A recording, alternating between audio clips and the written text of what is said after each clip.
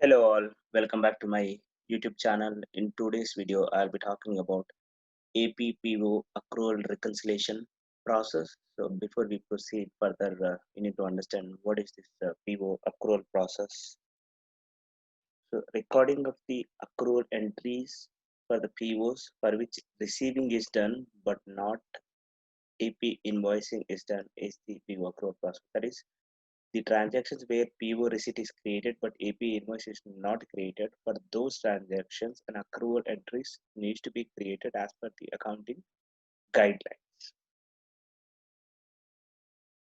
And these are the couple of prerequisites for PO accrual process. The first thing is you need to set up the accrual options under purchasing options. So accrual options is like how do you want to accrue an inventory item versus the expense item. So in general, inventory items are set to accrue at period end, whereas expense items are set to accrue at sorry inventory items are set to accrue on receipt, whereas expense items are set to accrue at period end. Let me show you that under the purchasing options. uh, Navigate to your any purchasing super user responsibility. In my current example, I logged into purchasing vision services and then get into this purchasing options,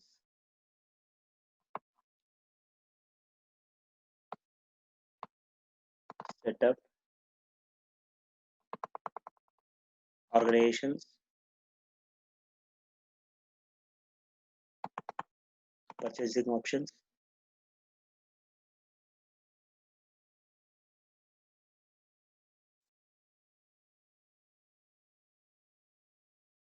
So scroll down, you can see here there is something called accrue expense items, accrue inventory items. For accrue expense items, you have an option for at period end or at receipt. So generally you set accrue expense items at period end. For inventory items, in general you set it as at receipt. So inventory items will be accrued as soon as the receiving is done, and whereas the expense items are accrued at the end of the month.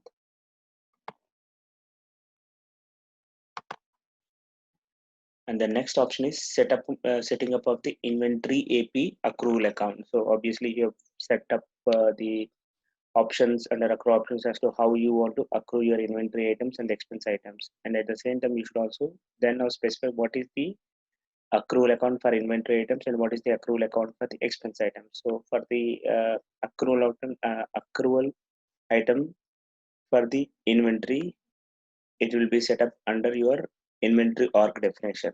So let me show you that. Setup, organizations, pick up your inventory org. So in my current example, my inventory org is vision service.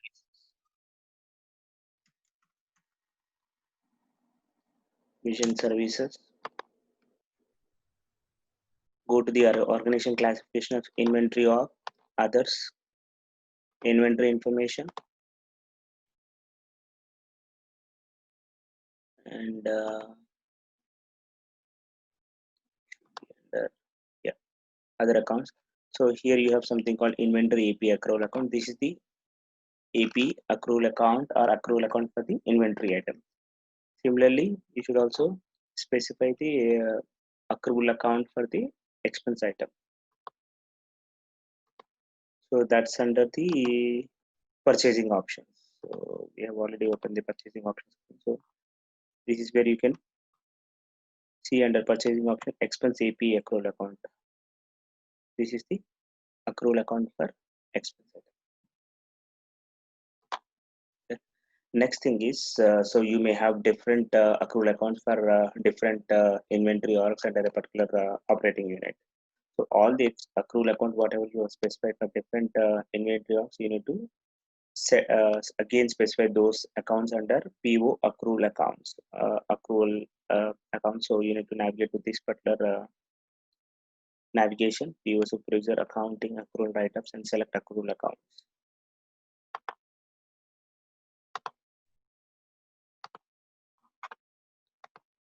PO supervisor, accounting,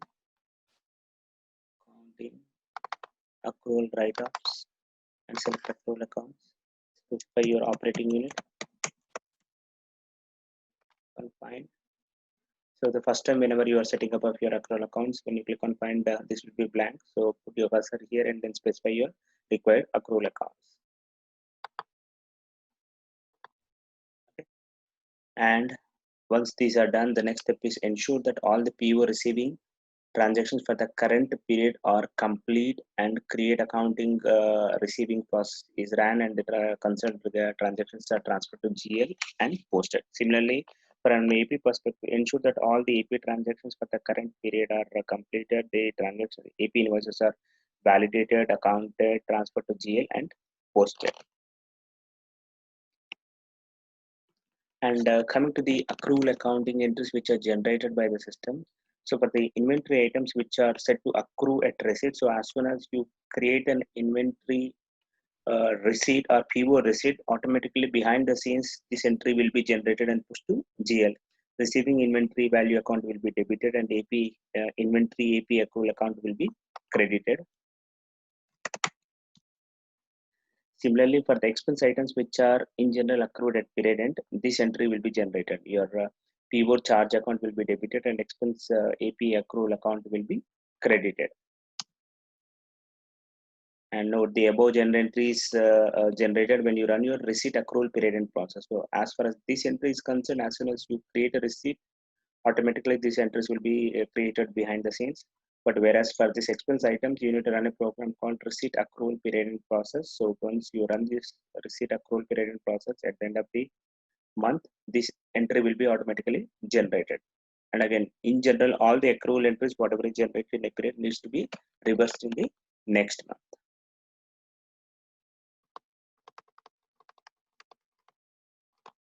Okay. How does the accrual reconciliation process works? So this accrual reconciliation process slightly different in R12 versus 11i. So from an R12 perspective, the first step is would be you know to run a program called accrual reconciliation load process. Let me show you that particular program.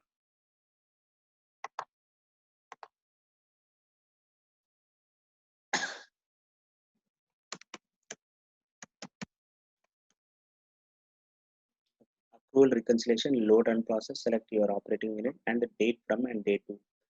For the first time, whenever you start implementing your accrual load run process, do not enter any from date. Even if you enter a from date, system will ignore that. System will pick up only the to date. When this particular program is run for the first time, do not enter any start date, and even if you enter in any start date, system will ignore that, and system will consider the okay. So with regard to start date, the system will consider the first transaction date in XLA tables, which is transferred to GL. And then so take an example, you enter you are implementing this accrual load run process, and you enter date 2, that is 2 data, say maybe today's date, which is or rather the last month date, which is 31st May 2020. Then from date will be picked up by the system based on the first GL date or first transaction date in your XLA tables. And from that particular date, all the transactions will be picked up to the 31st of May 2020 in the current examples. In general, if you have a lot of transactions in the system, say take an example, you started using your purchasing module since 2010, but for some reason you implemented this accrual reconciliation load process only now, that is in say May 2020. So you should not be putting the due date as May 2020. There will be a lot of performance if you do that, because you are trying to run the accrual reconciliation load run process for the last 10 years. So in those scenarios, basically try to run your accrual reconciliation load process for maybe a couple of months at a time, or maybe a couple of years at a time. So obviously based on your data, test this particular process in your testing environment. So in this example, maybe you just start with say the two data, say 31st of December 2000, what do you call it, 2010.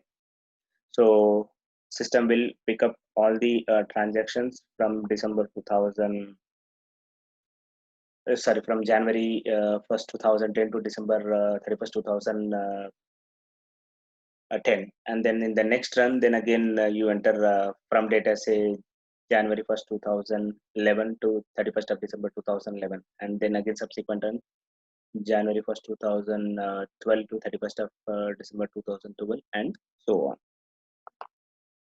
So whenever you run this particular accrual reconciliation load run process, it will insert the data into these tables: CST APPO reconciliation, CST reconciliation summary, CST miscellaneous reconciliation, CST write-offs, and CST write-off details table. And of course, uh, a record also gets inserted into CST reconciliation bill table, which will give you the details of when this reconciliation load process was ran, and with the start date and end date data. This is from a system tracking perspective. Okay. Okay, this I've already explained. Like, for subsequent run, system will append the data into the above tables based on the date range entered by the user. And whenever there is no accrual balance for a PO distribution, this program will remove those records for those PO distribution IDs in the table. So that means, take an example, there is one particular PO distribution for which receiving is done, but AP invoicing is not done in the last month. So last month, whenever you run your accrual reconciliation process, a record gets created in your CST AP PO reconciliation, CST reconciliation summary tables, and in the next month, the AP invoicing is done for that particular PO distribution. So whenever you run your accrual reconciliation load run process, it will automatically take care of deleting that particular record from your concerned table, because it's now no longer needs to be accrued, because AP invoicing is complete for that particular transaction. So these are a couple of the reconciliation reports: summary accrual reconciliation report, APPO reconciliation accrual reconciliation report, miscellaneous accrual reconciliation report. So in general, the summary accrual reconciliation report is equal to APPO accrual reconciliation report minus miscellaneous accrual reconciliation report. So whenever you are trying to match with your GL, you need to take maybe, if you are considering APPO accrual reconciliation report, then APPO accrual reconciliation report minus miscellaneous accrual reconciliation report should be equal to your GL, or directly consider your summary accrual reconciliation report. This should be matching with your GL balance. Now, coming back to what is the GL balance with which you are comparing your summary accrual reconciliation report. Accrual balance in your summary accrual reconciliation report should be equal to GL YTD balance for an accrual account, whatever you have specified in your PO accrual accounts screen, with a general source of cost management and general category of receiving an inventory, plus GL YTD balance for an accrual account with a general source of payables and general category of purchasing invoices. So the sum of these should be equal to the accrual balance shown in your summary accrual reconciliation report. I mean, in my current testing environment, there are a lot of transactions which are created by so many different users, which are incomplete, inaccurate. There are a lot of different transactions created by so many different users. So obviously, I tried my level best to do this reconciliation, but unfortunately, I was not successful, because that being a testing environment. So what I'll do is I'll just show you those reports, but the sum of the balance in my summary accrual reconciliation report will not match with this GLYTD balance. So summary accrual reconciliation report.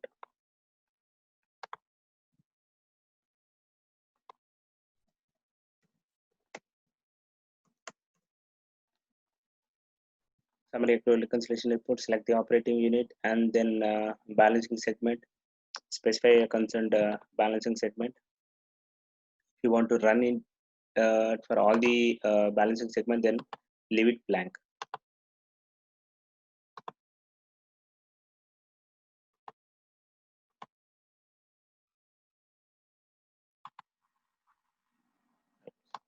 Completed.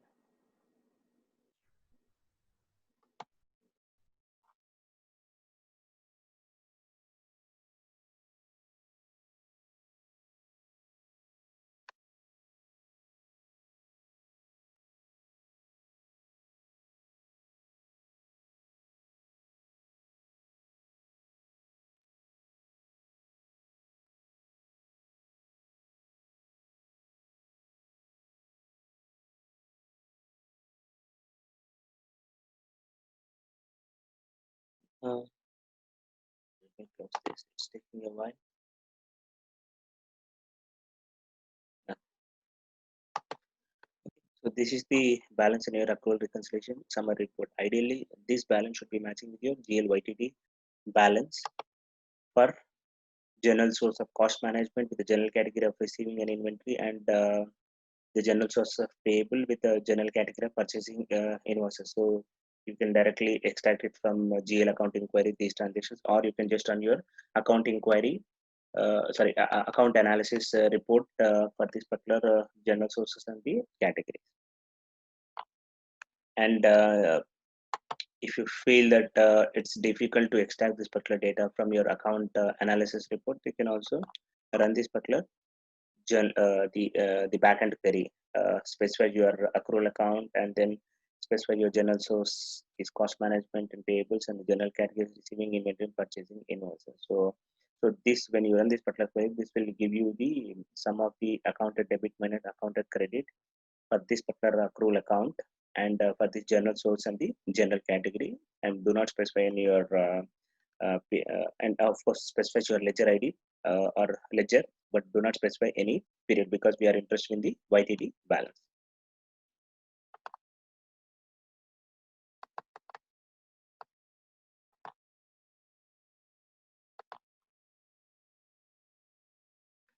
Similarly, for if you want to get the exact breakup of the, so this will give you the GL balance data for the concerned accrual account with this particular sources in the general category. But if you want to get the similar data from the SLA tables, you can run this particular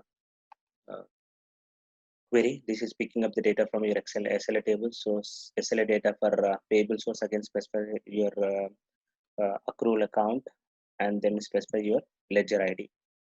Similarly, for the cost management, specify your accrual account and then specifying your ledger ID. Yeah, specify your ledger ID. Okay, so for some reason your summary accrual reconciliation report is not matching with your GL balance. How do you troubleshoot? There are different scenarios why it would not be matching. So the first scenario is the JE category, general category used in SLA for the period and accrual is receiving instead of accrual. Generally, the general cat generally the general category for the in SLA for the period and accrual should be accrual. That should be the general category, but for some reason if it is set as a receiving, which I have seen in a couple of clients, then get the posted balance in GL for the period and accrual using the query below, which needs to be subtracted from the GL balance. So in the GL balance, whatever is being extracted, you need to subtract the journal entries where the accrual flow is showing as the receiving instead of accrual, and run the below query to find out if there are any unposted transactions in GL. So obviously you are interested in only posted transaction, but for some reason if there are any journal entries which are not posted, run this below entry, which will give you the details of unposted transaction, and then post them and then continue with your reconciliation once again.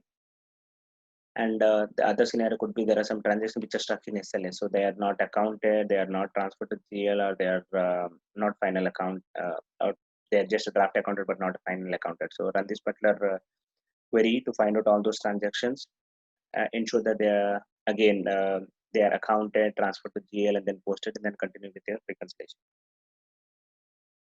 And there could be another scenario where there is a discrepancy between SLA and GL, and use the query below to find out transactions that are available in SLA but not in GL. If the below query returns any rows, then we need to raise an SR with Oracle. So basically, this is a scenario wherein everything is looks like you run your create accounting program, everything looks fine, transferred to GL, posted to GL, but for some reason there is some kind of a discrepancy between SLA and the GL, and obviously that could be a scenario where some kind of a data corruption has happened. So if the below query returns any rows, then straight away raise an SR with Oracle. Get that fixed and then continue with your reconciliation. And maybe the other scenario would be where there is no discrepancy between SLA and GL. Everything is accounted, transferred to GL, and everything looks fine. But for some reason, still the accrual reconciliation report do not match with GL. So, and in those cases, run this particular query to find out whether the source distribution ID underscore number one in XLA distribution links column is null. If so, then again accrual reconciliation report will skip those records. Again, there are any such returns, then again raise an SR with Oracle to get a data fix.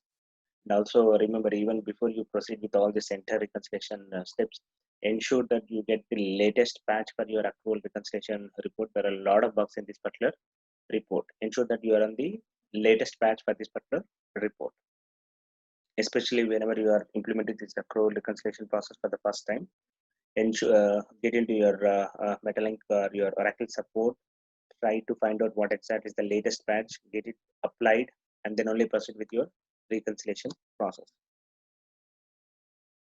And this is another scenario where there is no discrepancy between SLA and GL, and there is no data corruption in XLA, and still accrual reconciliation report do not match with the GL.